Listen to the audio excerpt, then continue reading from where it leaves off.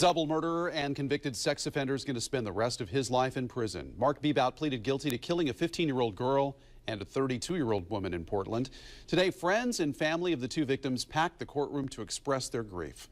KPTV's Laura Rios joins us now live with their emotional words. Laura? Wayne, the two women were found dead within weeks of each other last summer, and the families of both are still grieving. Most of them told Beebout today they can't forgive him. Evil exists in our world, I know. However, evil activities such as yours are not forgivable. As the relatives and friends of his victims shared their grief, Marc Beebout sat quietly in a Multnomah County courtroom.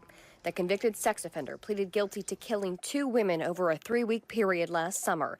Myra Cruz Rodriguez, a teen from San Diego who was visiting relatives in the Vancouver area, and Portland woman Nikayla Powell. Family called her Nikki. I loved her very much. I miss her very much. She was a very sweet person and somebody everybody loved.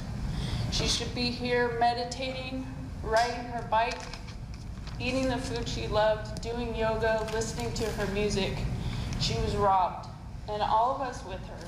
Powell met Beebout while volunteering at a homeless outreach program and invited him to stay with her.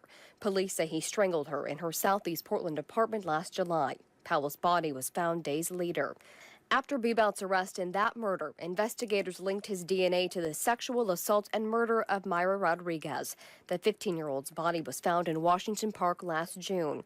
Investigators say she encountered Beebout after running away from a relative's home. Her family members held posters in court today showing pictures of Myra as a little girl. He doesn't know all the damage that he caused my family. Through an interpreter, Myra's mother told the court they continue to suffer. We think it's a nightmare,